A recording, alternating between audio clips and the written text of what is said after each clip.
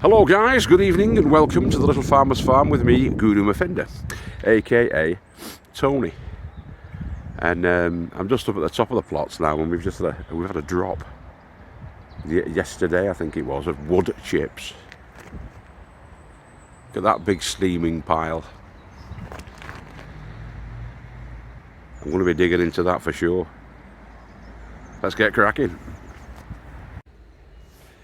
Look at that golden path to glory, or it will be. Now you get 3 of these mounds, if you like, out of each barrow full. It's like 12 shovels full per barrow full, and you get 3, so it's like 4 shovelfuls, if you like, per mound.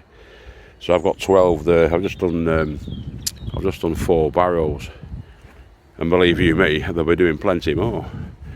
But they'll all get raked and flattened, so it's like a nice, neat path going all the way down.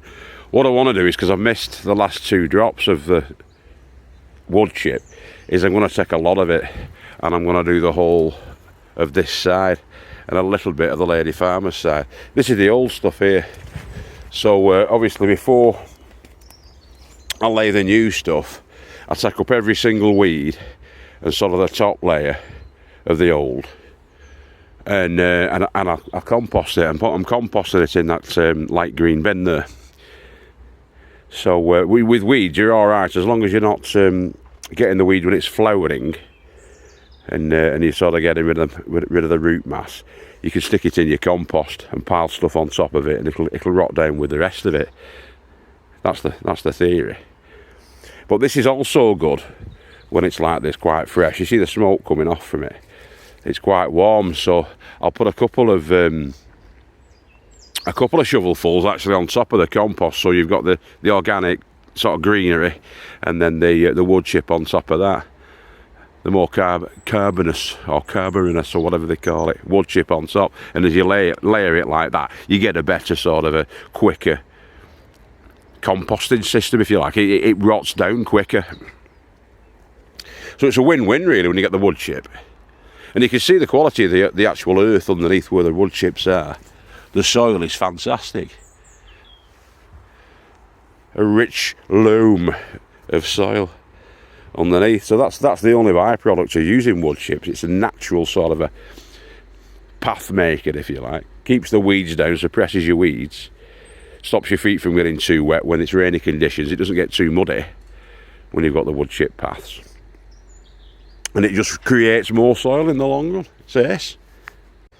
So, you join us about 3 hours later. I've been doing other bits and pieces. I've actually removed the chest of drawers, the metal chest of drawers that was there. I had to drag it up to the top of the hill, but not back down again. There's like a scrap metal area. And the old wheelbarrow, the old 2-wheel wheelbarrow as well, that's gone up there too. But I have been shifting probably about 20 barrowfuls of the wood chip.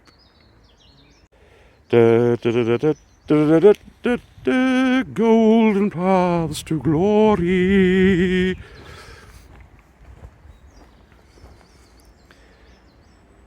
Need some more, and we've got some more up at the top. But it had started raining heavily about 5 minutes ago, and it's just stopped now. So I've just come back out now with the camera. I've got to get off because it's 12 o'clock. It's dinner time. But we've managed to give a good carpet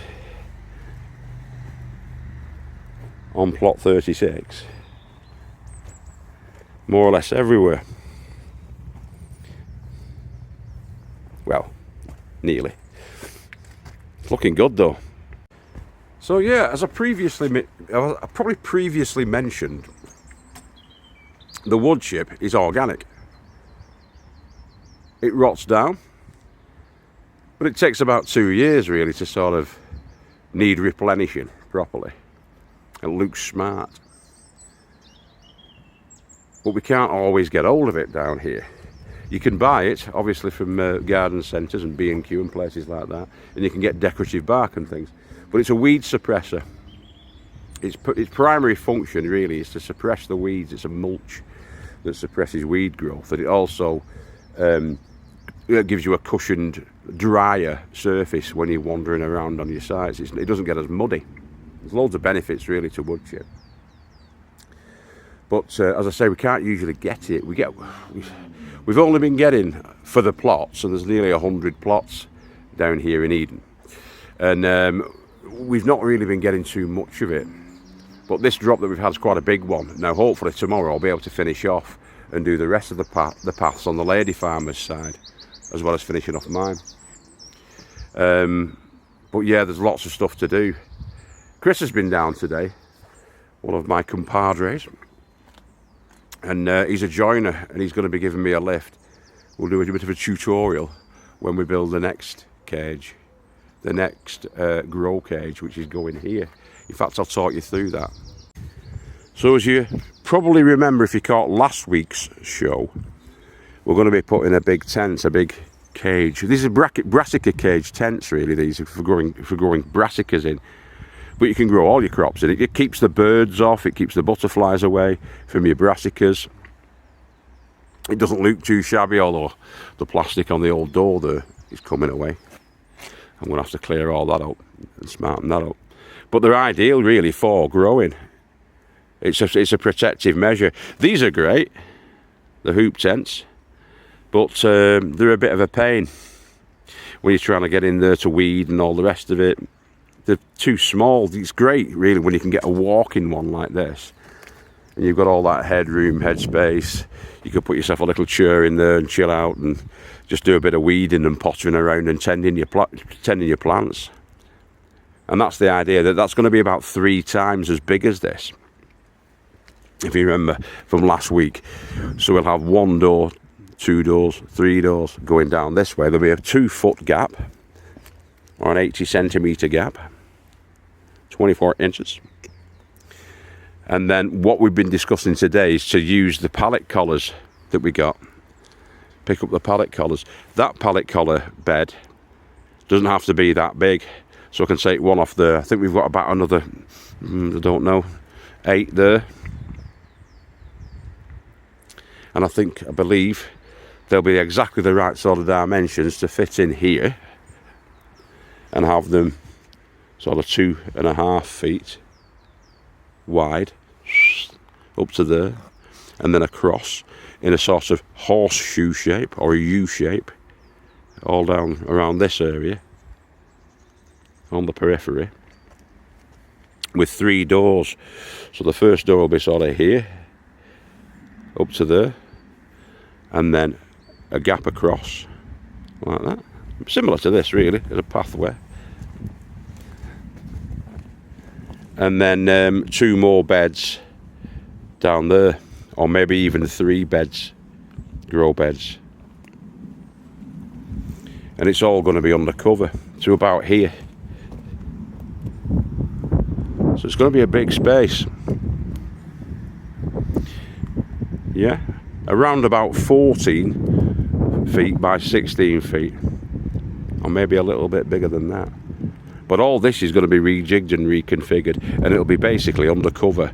Well, not under full cover, because the rain will still be able to get through the netting and get down to water the crops, but it'll be protected. Mick's got the trampoline framed hoop tents on that side, and when they work, it works. It keeps your obviously it doesn't deal with the slugs and the small insects that can get in there, the very small insects like whitefly, creatures like that, but it does protect them from the cabbage white butterflies and the pesky pigeons, and every little does help. So these are the plans that we've got afoot. We've got to repair the roof on the tiki hut, the big shed. Clean off the solar panels that are up there as well. That's another job. I'm hoping to see John Cross, JC, big JC, because he's got some twin wall polycarbonate, and so we're going to sort of repair the greenhouse as well. And the black shed of death is going to be re-roofed. All back to front. It's going to be re-roofed, the black shed of death, so that's coming up as well. Right, so stay tuned for tomorrow. Don't forget to comment, like and subscribe if you do like what we're doing. And hit that bell notification button if you haven't already, so you don't miss another exciting episode with us down here on the little farm. I've been Guru Mafini. You've been fantastic, fragrant and beautiful if you're a lady. You've been forthright, virile and masculine if you're a gentleman. And if you've been something in between, you've been something in between. I can't speak properly because I'm freezing. But we will catch up with you tomorrow and show you where we've got up to. We've got to get the potatoes in tomorrow as well. Or a big chunk of the potatoes in tomorrow. So St. Patrick's Day, here we come. See you later, boys and girls. Keep growing with your heads down. And remember, we love you all. Bye bye now.